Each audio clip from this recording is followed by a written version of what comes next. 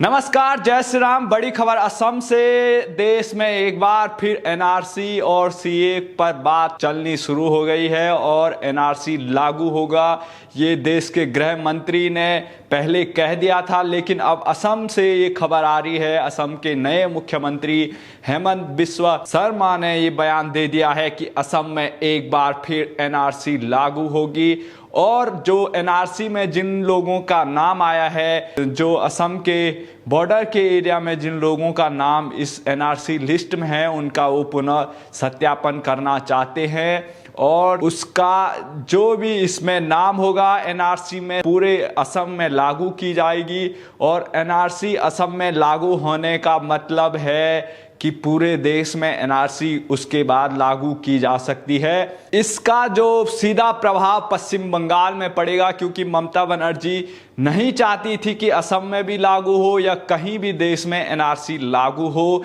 क्योंकि ममता बनर्जी के जो वोटर हैं वो सारे रोहिंग्या हैं, घुसपैठिए हैं, बांग्लादेशी हैं। इसलिए अब ममता बनर्जी को, जब गृह मंत्री अमित शाह ने पहले भी वो कह चुके हैं कि बंगाल में वो एनआरसी लागू करके रहेंगे, सीए लागू करके रहेंगे, चाहे वो ममता बनर्जी इसका विरोध करे चाहे कुछ करे।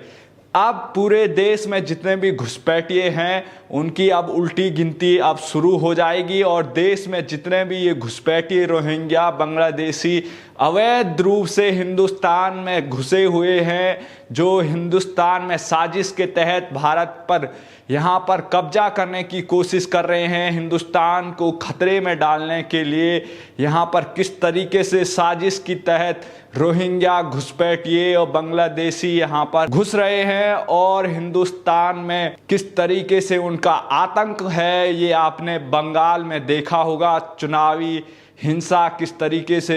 चरम पर थी और बंगाल में चुनाव के जीत के बाद ममता बनर्जी ने किस तरीके से उनका इस्तेमाल किया है और आने वाले समय में वो बंगाल को किस और ले जा रही है। वहाँ पर पूरे रोहिंग्याओं का कब्जा है। यहाँ पर देश में इतनी बड़ी समस्या है, बांग्लादेशी घुसपैठियों की है, रोहिंग्याओं की है, बांग्लादेशियों की है, जो अवैध रूप से हिंदुस्तान के हर राज्य में फैल चुके हैं। और इसके लिए ये जो इस देश में 70 सालों से जो सरकारें रही है, उन्होंने अपने वोट बैंक के लिए किस तरीके से इनका इस्तेमाल किया, इनका वोटर आईडी कार्ड बनाए, इनको घर दिलाए, झोपड़ी दिलाई और वहाँ पर ज़मीन का कब्जा किया। और वहाँ पर इन लोगों ने किस तरीके से अपने महल और घर बनाए अवैध घुसपैठिए के जरिए। और उसके बाद जो ये घुसपैठिए हैं हिंदुस्तान में तरह तरह के क्राइम करते हैं, आग लगाते हैं और यहाँ पर जितनी भी गलत हरकतें हैं वहाँ पर सारे ये रोहिंग्या घुसपैठिए मिलते हैं। तो इनका चिन्हीकरण होना जरूरी है और जो भी ये अवैध घुसपैठिए हैं इनको हिंदुस्तान से बाहर खदेड़ना जरूरी है। आपको बता दें, सबसे ज़्यादा ये प्रॉब्लम बंगाल में है और बंगाल में ममता बनर्जी ने किस तरीके से इनका इस्तेमाल किया है अपनी चुनावी जीत में, किस तरीके से बंगाल में आग लगाई गई। इसमें छोटे छोटे आपने जो बच्चे देखे होंगे किस तरीके से वो घरों को तोड़ रहे हैं, फोड़ रहे हैं, मारपीट कर रहे हैं। ये वीडियो में आपको साफ तरीके से दिखाई दिया होगा कि ये जो रोहिंग्या घुसपैठिए बांग्लादेशी हैं, इन्होंने बंगाल में पूरी तरीके से गिरोह बना रखा है। गिरोह में ये लोग रहते हैं और हर एरिया में इनका एक संगठन है और वो उनको ममता बनर्जी और टीएमसी के पार्टी में किस तरीके से उनको पैसे दिए जाते हैं और वो एक साजिश के तहत जो लोग उनके खिलाफ हैं, बीजेपी और अलग उनकी विचारधारा से है, उनको चुन चुन कर मारा जाता है, हिंदुओं को निशाना बनाया जाता है और उनको तरह तरह से पीड़ित किया जाता है। और ये पश्चिम बंगाल में आपने देखा होगा और वहाँ पर आज हर जगह बंगाल के, चाहे कलकत्ता में हो चाहे किसी भी बंगाल के हर कोने में ये घुसपैठिए घुसे हुए हैं। उनकी झोपड़ियाँ वहाँ पर बनी हुई है, सरकारी जगहों पर वो कब्जे करके बैठे हुए हैं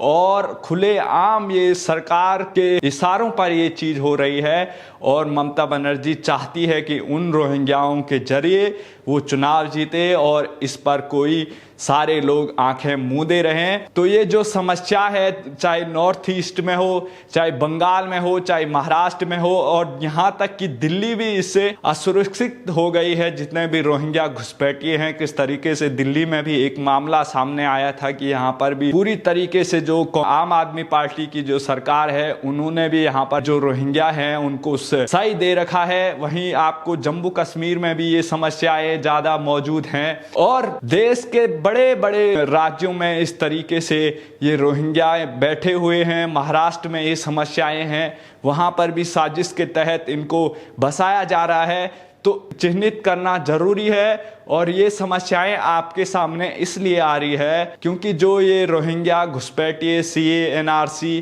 क्या चीज़ होती है ये अभी पता चल रहा है आपको, क्योंकि यहाँ पर एक ऐसी सरकार इस समय चुनी हुई है जो इन चीज़ों के बारे में देश के लोगों को बता रही है कि किस तरीके से देश में पिछले 70 सालों में जो घुसपैठिए हैं, जो रोहिंग्या हैं, वो यहाँ पर कैसे पिछली सरकारों ने उनको सही दिया और यहाँ पर वो कब्जा कर कर बैठे हुए हैं। तो ये जो सारी समस्याएं हैं पिछले 70 सालों की, ये देन है और इनको ये किस तरीके से अपने मतदान के लिए, किस तरीके से अपने वोट के लिए ये लोग देश की सुरक्षा को खतरे में इन्होंने जो डाला था, अब उसका निराकरण होना जरूरी है क्योंकि इस देश की सुरक्षा जरूरी है और इस देश की सुरक्षा तभी होगी जब तक इस देश के नागरिक कौन हैं, कौन नहीं, कौन घुसपैठिए हैं, कौन आतंकवादी, कौन जिहादी है, क्या करना चाहता है, इन सभी की लिस्ट बननी चाहिए और इनको चिन्हित किया जाना चाहिए कि ये लोग यहाँ आखिर क्यों आए हैं, किस मकसद से आए हैं और ये साजिश कितनी बड़ी है, कौन लोग इनको पैसे दे रहे हैं, क्यों ये यहाँ पर आ रहे हैं। पाकिस्तान है, अदर मुस्लिम कंट्रियां हैं, वहाँ पर ये लोग जा सकते हैं, लेकिन हिंदुस्तान में ही ये आ रहे हैं क्योंकि उन्हें पता है कि यहाँ के जो नेता हैं वो उन घुसपैठियों को हिंदुस्तान में बसा रहे हैं और उन्हें पैसे तक मुहैया किया जा रहा है, उनको झोपड़ियाँ बनाकर दी जा रही है। तो यहाँ पर जो जितने भी क्राइम हो रहे हैं उनमें इन लोगों का हाथ है और केंद्र की सरकार ने पिछले साल सीए और एनआरसी लागू कर रही थी, लेकिन किस तरीके से उस पर हवा बनाया गया कि मुसलमानों को हिंदुस्तान से निकाल दिया जाएगा, इसमें एनआरसी में इनका नाम डाल दिया जाएगा। तो जो ये साजिश फैलाई गई कि किस तरीके से मोदी सरकार मुसलमानों को निकालने के लिए सीए एनआरसी ला रही है, लेकिन इसमें देश के जो हिंदुस्तान में जन्मे हुए मुसलमान हैं उनके खिलाफ ये चीज़ नहीं है। इसका सिर्फ मतलब उन लोगों से है जो अवैध घुसपैठिए हिंदुस्तान में घुसे हुए हैं, जिनकी नागरिकता हिंदुस्तान में नहीं है, जो लोग हिंदुस्तान के नागरिक नहीं हैं, जो फर्जी तरीके से हिंदुस्तान में घुसे हुए हैं, ऐसे लोगों को या बांग्लादेश और म्यांमार और बंगाल की खाड़ी में भेजना जरूरी है क्योंकि ये लोग हिंदुस्तान के जो संसाधनों को लूटने के लिए यहाँ आए हैं, हिंदुस्तान को बर्बाद करने के लिए यहाँ आए हैं, हिंदुस्तान के खिलाफ जिहाद करने के लिए यहाँ आए हैं और हिंदुस्तान के हिंदुओं को यहाँ से वो साजिशन उनको परेशान करने के लिए, उनको मारने के लिए ऐसे जो जिहादी हैं, ऐसे जो घुसपैठिए रोहिंग्या है, जो हिंदुस्तान को किसी तरीके से बर्बाद करना चाहते हैं, ऐसे लोगों की पहचान करनी जरूरी है। और जो असम के नए मुख्यमंत्री हैं उन्होंने ऐलान कर दिया है कि वो इस पर फिर से देखेंगे और जो कांग्रेस पार्टी और केजरीवाल, जो भी अखिलेश यादव, जो ये सीए एनआरसी और ममता बनर्जी जो इसका विरोध कर रही है, उससे अब कुछ होने वाला नहीं है क्योंकि सरकार ने एक सख्त फैसला लिया है कि वो सीए एनआरसी लागू करके रहेंगे। और ये जो कदम है जो आज असम के मुख्यमंत्री ने लिया है, उससे यही पता लग रहा है कि सरकार एनआरसी और सीए पर रुकेगी नहीं और देश में एनआरसी लागू होके रहेगा और जो ये हिंदुस्तान में बैठे हुए दुश्मन हैं उनको चुन चुनकर हिंदुस्तान से बाहर निकाला जाएगा। तो ये अच्छी बात है, इसका स्वागत करना चाहिए। और जो ये लोग इस पर अभी अफवाह बनाएंगे कि ये हो जाएगा वो हो जाएगा, उसका जवाब भी